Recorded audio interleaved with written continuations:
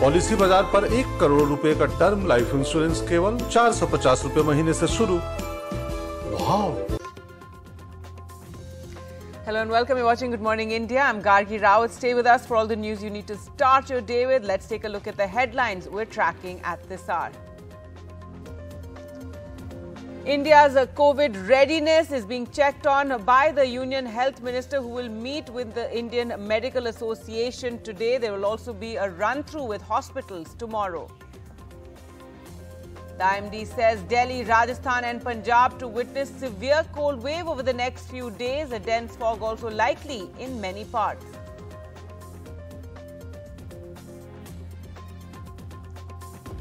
In the US, millions of people are hunkered down against a deep freeze to ride out the winter storm that has killed at least 34 people across the country.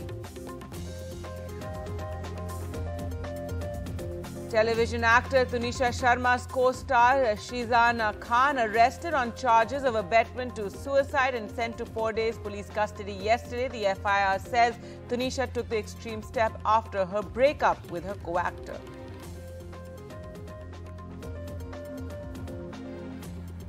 The Comptroller and Auditor General reports that data tampering risk is involved in Assam's NRC list, that 215 utilities added haphazardly to the software.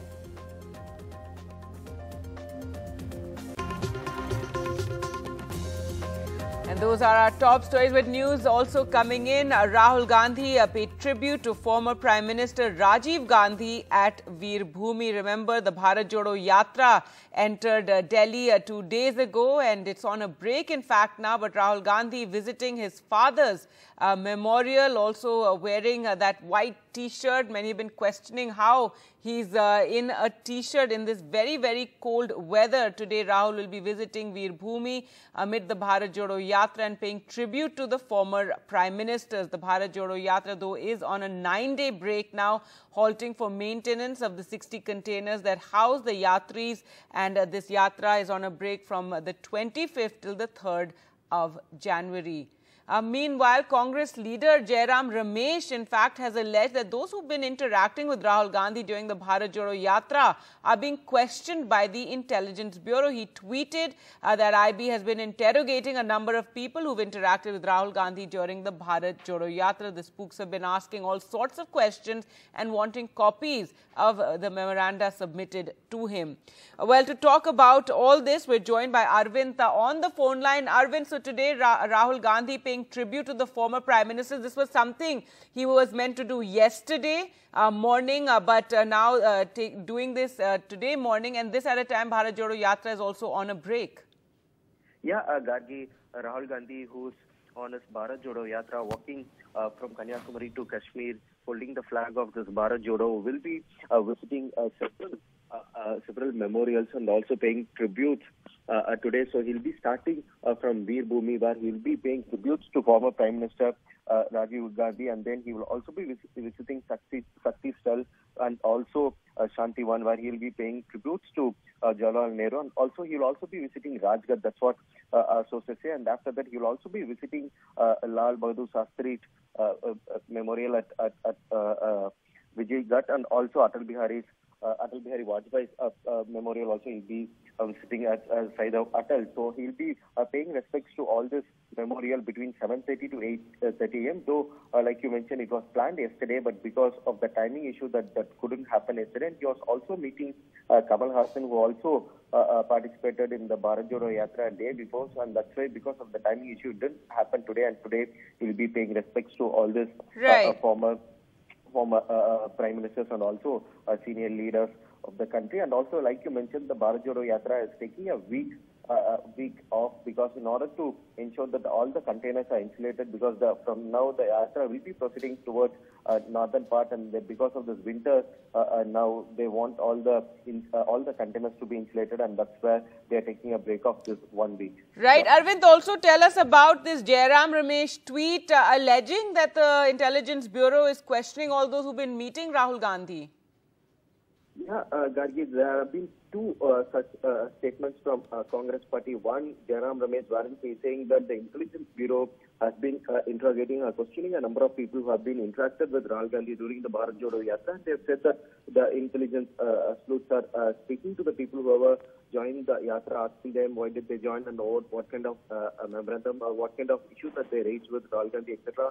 Something that the Congress party has raised. And also very importantly, if you could see, one more person who is part of Jairam Ramesh team, who's also one of the Yatris, he has also raised an issue wherein he says that on 23rd, that's on 23rd morning, it seems some unauthorized people entered one of the 60-odd containers, and then when they came out, it seems some of the Yatris found them saying that they found that they are not part of the Yatra team, and then when they asked them who they are, that's when they got to know that they were part of the State Intelligence Bureau, and that's where they have also registered a complaint, but we have not got any response from MHA or any kind of state intelligence also. But the Congress party is leveling this allegation, saying that the Intelligence Bureau is being used to monitor how the Yatra is proceeding.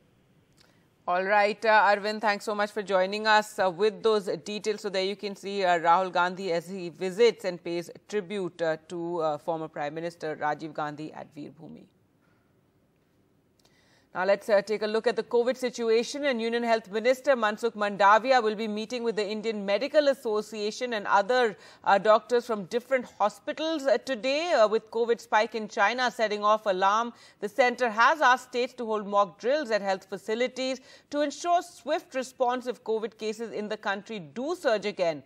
The mock drill, which will be held on Tuesday, will focus on availability of beds, human resources, logistics and the supply chain of medical oxygen as well. Remember, the vaccine drive has also been given a push. NDTV's Vedant filed this report. Beds set aside in hospitals, testing ramped up at airports, and people rushing to vaccination centres to get their booster shots. As cases surge globally, India's bid to stay ahead of the COVID curve amid threats of a possible resurgence of the virus driven by a new and easily transmissible variant.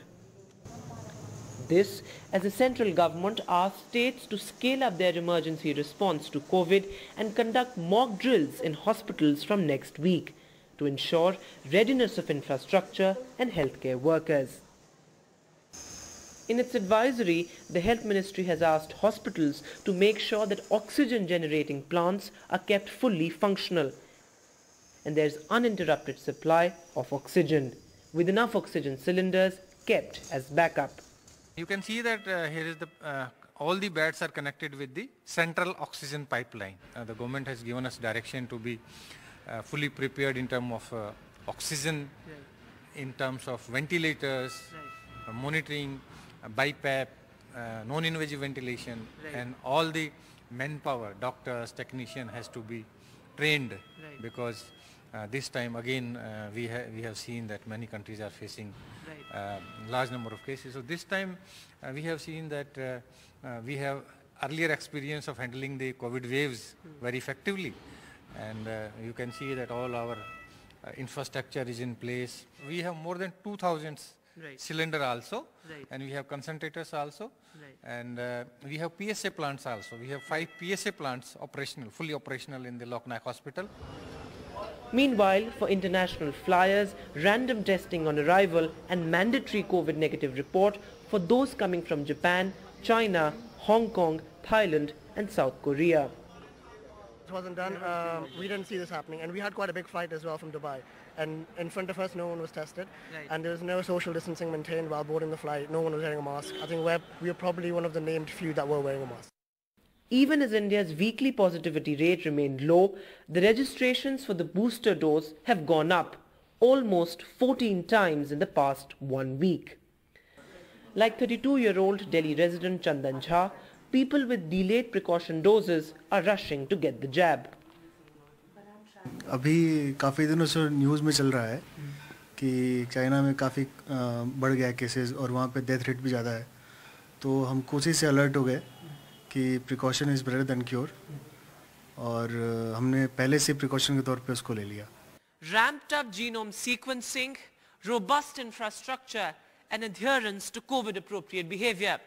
In the words of the Union Health Minister, this time India is looking at a preemptive and proactive response to COVID. With 3 horrific waves behind us, India is making sure that it's in a position to take on a possible surge in COVID cases well in advance. In New Delhi with camera person Mohammad Mursalin, Vedant for NDTV.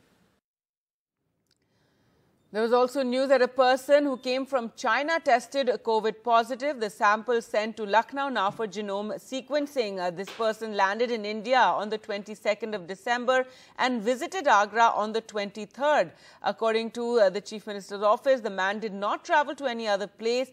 This is the first COVID positive case in the district detected after November 25th. Remember, we are testing now those people who have come from various countries, including China. News now from on the Northeast, and the Comptroller and Auditor General of India, the CAG, flagged the risk of data tampering in the National Register of Citizens for Assam due to improper software development related to data capture and correction during the updation process of the citizenship document. The CAG also noted that the initial project cost was estimated at 288.18 crore when the NRC updation process had commenced in December 2014, and the deadline for completion was set to February 2015. The final draft of the document was, however, published in August 2019, and the project cost had escalated to 1,602.66 crore. Well, let's go across to Ratnadeep now for more on this. And Ratnadeep, you know, there's already been so much controversy regarding this entire exercise, and now this information emerging from the CAG. That's right. In fact, this CAG report is very alarming, given the fact that there are 3 key contention to this report. Number one, that the CAG says that in the core software that was used for updation of the Assam NRC, which was a mammoth exercise. Remember, there were over 3 crores applicant, of which in the draft final list, which was prepared in 2019, 19 lakh people were left out. However, Centre is yet to notify the draft final list as the final NRC, and the state government has already petitioned the Supreme Court for a re-verification of the NRC data, claiming that there has been wrongful inclusions and exclusions. And also the state government in its petition, remember, had previously raised doubts about the tampering of data, and now CAG also indicating it. And this was a Supreme Court monitored process, and Supreme Court at that point of time had clearly said that the data security should be at par with the Aadhaar data. So this is a concern. The CAG report has found that 215 software modules were added to the core software in a very haphazard manner, without following procedures, and that can lead to a data tampering. This is a very serious allegation. Also, the CAG says that the estimated cost was about 280 crores. It escalated 5 times to 1600 crores. That is something, it took more time. That is something which is concerning. And even more concerning is that the CAG says that the system integrator here was given undue benefit by they were paying the outsourced employees far lesser than the minimum wages, and therefore a benefit of 155 crores have gone to the system integrator, clearly showing that all was not well in the way the process in terms of was handled. And perhaps now there are tough questions which might have to be answered, given the fact that Assam CID, remember, is also investigating FIRs which were lodged indicating or alleging anomalies in the Assam NRC. Remember, the previous state NRC coordinator Hitesh Dev Sharma had actually lodged a FIR against his predecessor, the first Assam NRC coordinator, Mr. Pratik Hajela, under whose regime the NRC process had taken place. And so now one has to see what would be the state government's response as well as centre's response to this serious and alarming findings of the CAG. All right, Ratnadeep, thanks so much for joining us with those details. A day after 20-year-old TV actor Tunisha Sharma died by suicide, her co-star was arrested yesterday by the Mumbai police on abetment to suicide charges. Shazan Mohammad Khan, who worked with Tunisha and according to the FIR was in a relationship with her, has been sent to 4 days police custody after his arrest. According to the police, the actor couple had broken up just 15 days ago. Tunisha Sharma was reportedly under stress and was suspected to have taken the extreme step because of her breakup. The young 20-year-old television actor on Saturday allegedly died by suicide on the set of a serial in Vasai in Maharashtra. जून 2023 से ये 22 से चल रहा है ये shooting, और ये जो डेथ हुई वो लड़की है, और जो इसमें हीरो के इसमें काम करने वाला जो लड़का है जिशान, उनके दोनों के आपस में फ्रेंडशिप की और बाद में उनके प्रेम के संबंध आ गए। तो इसी में वो लड़के ने गए 15 दिन के बाद ब्रेकअप किया, तो उसमें वो लड़की टेंशन में थी, और उसी इसमें उसने कल सेट पे जो रेस्ट रूम है वहाँ पे जाके सुसाइड कर लिया है। देखिए, अभी ये टोटल सस्पिशियस है, कोई सबूत नहीं है पुलिस के पास, लेकिन जो काम है किसी का जान गया है, किसी का जान गया है, इसलिए कोर्ट अपना काम कर रहा है, हम अपना काम कर रहे हैं, आप लोग अपना। 4 दिन की कस्टडी दी गई है क्या? 4 दिन की कस्टडी दी गई है, उसमें पिक्चर क्लियर हो जाएगा। अगर कुछ रहेगा तो पुलिस इन्वेस्टिगेट करेगी। आपके क्लाइंट पर आत्महत्या के उकसाने का केस है? नहीं, ऐसा देखिए, आज कोई भी अगर ऐसा होता है तो इन्वेस्टिगेशन लगता है, कैमरा भाई, ठीक है, उसके ऊपर ऐसा लगाया गया है, ऐसा उसने कुछ किया नहीं। राय साहब, कोई सबूत मिले, कोई कुछ फोन वोन रखा है इन लोगों ने? पुलिस उसका फोन पुलिस के पास है, और अभी तक कोई सबूत जो है मिला। And earlier we spoke to Tunisha's co-star Ayush Srivastav, who said that no one expected her to take such an extreme step. You know, Ayush, she was your co-star. You've worked together, even on the current show that both of you were working together. Yeah. How did this, when this news fell on you, what was the reaction? Was it, you know, for somebody who has been working with her closely, how did you react to this news? It was very tragic, sir. I was traveling back from Goregaon. I was in my cab. I was not shooting yesterday. I was traveling back to my place, and I got this news that she attempted suicide. And when I heard this, only thing which was on my mind was that obviously this will be a failed attempt, because we were thinking when she will come back and when she will get over it, these articles, when she will read, it will add up to all this, and oh, this will be a chaos. Never in my mind it occurred that she will pass away. And I was on my way back only when I heard that she passed away, and yeah, nothing I could say. It was very, very, very, very shocking. I'm sure it must be very, very difficult for people who've been working with her. We are working with her. We see her every day, and still I'm not able to process it, sir. I can completely understand. Our condolences to you, to her family as well. But what I want to also understand from you, because you've worked with her, what kind of a person was she? Because although these are just indicators, I mean, nothing can tell you what is going inside somebody's head. But you worked with her. Did there was any signs of stress? What kind of a person was she dealing with the high stress work environment that you guys are used to? She was a very lovely person, very professional in her work, and very loving, kind. Everybody on the set she used to mingle up with, and from cast to crew, everybody, makeup spot, everybody will tell her that she was a very lovely person and very bubbly. I used to talk to everyone, and yeah, highs and lows keeps happening in this industry, personally, professionally, whatever, because we work in very long hours, so we don't even get to know a lot of times what's going on in others' life also. And we go on set and we play our characters, so obviously we are putting up a face while working on a character. So what's going in somebody's mind, it's very unpredictable. And also I wasn't shooting from past 10-12 days because I was having a dengue fever. So I was not on set from past 12 days. I just joined 2 days back.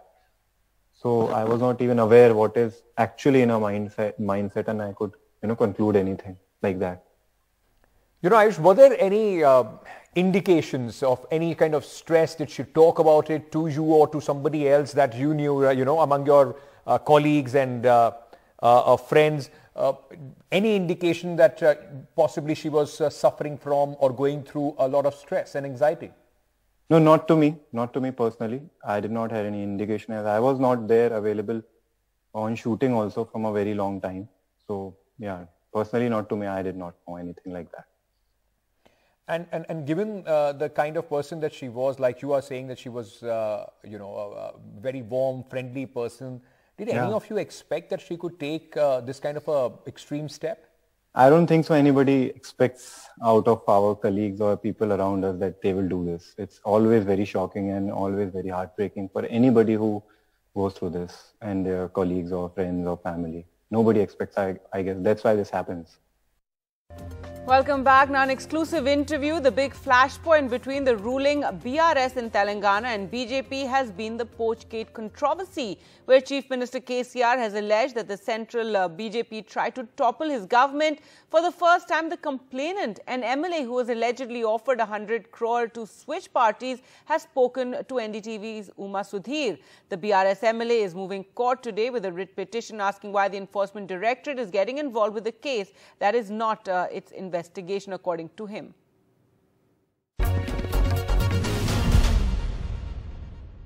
Thank you.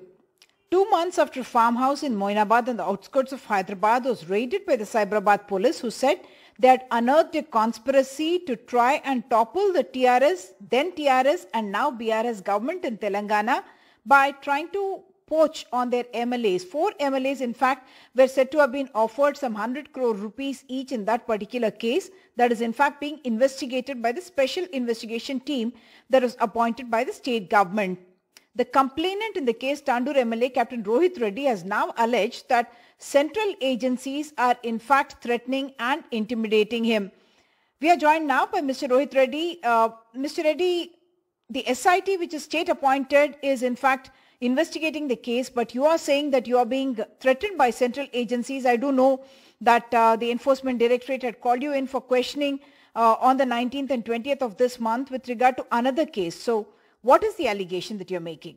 Yeah, so actually, as you are aware, on the entire sequence of things which happened, today we are saying that when there is no jurisdiction for ED to enter in this case, because there was no money laundering which happened there, or there was no proceeds which were recovered, or there is any substance of proceeds which were seen there.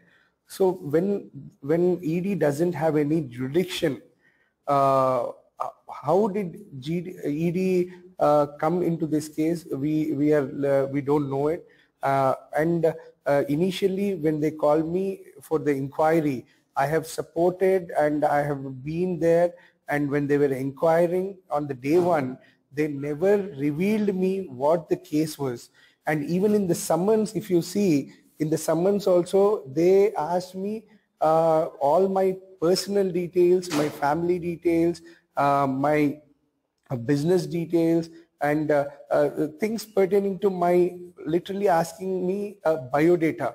So there was no case related information or no crime related information, or there were no proceeds of any case information or any complaint related information in the summons which were given to me.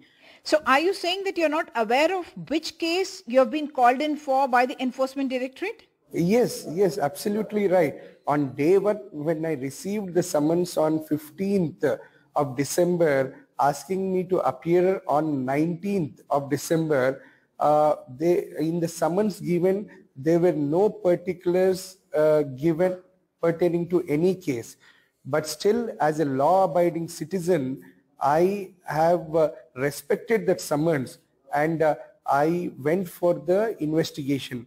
So on day one, they were literally questioning me all about my personal information, to gather all my personal information pertaining to me, my family, my businesses, my properties and my bank statements.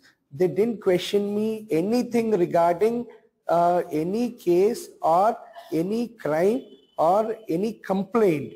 So on the first day, they inquired me for 6 hours, and in the 6 hours, I was constantly asking them to reveal me on which case you have called me for inquiry. Are you saying you were not aware of which case you were called in for by the Enforcement Directorate? Not on the day one.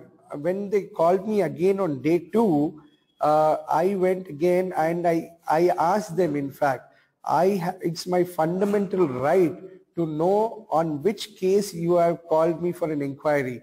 And I also told them that I am a public elected representative and I am answerable to the public who have elected me, for which you are conducting an inquiry.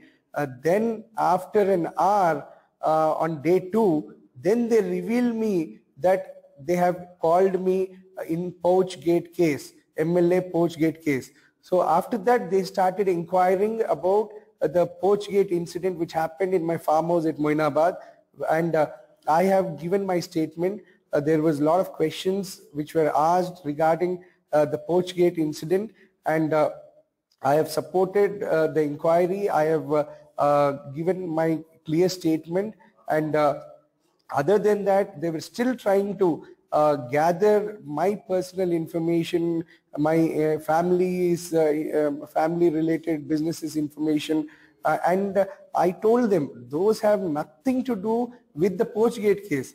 And did the Enforcement Directorate actually ask you questions directly on the Pouchgate, which of course is not being investigated by any central agency but by the state-appointed SIT? Basically, when BJP is saying that they don't know these 3 accused, how come BJP's General Secretary himself is filing cases on behalf of these accused? How come BJP as a party has filed cases in high courts of Telangana and different courts of Telangana? They themselves are filing on behalf of these accused. So it clearly shows the connect between this accused and BJP party itself. So that's totally a false statement what BJP is trying to cover the mischief what they were trying to do. And other than that, when I have exposed they trying to topple the government in Telangana state, and when I registered a case in Moinabad police station, when the state police is trying to inquire, and even the government has formed a SIT, special investigation team, to inquire the facts on this particular case. So yeah, I'm asking BJP people one thing: if you people don't have anything to do with these 3 people or nothing related to this particular matter, why are you people hesitant to come for the inquiry? Why are you not supporting the inquiry? Why are you not coming forward for the SIT given notices? Now, despite this alarm over COVID, the tourists, especially domestic tourists, are flocking to Rajasthan as Rajasthan basks in a winter tourist revival after 2 years of the pandemic. Destinations like Jaipur, Jaisalmer and Udaipur have seen an unprecedented rush.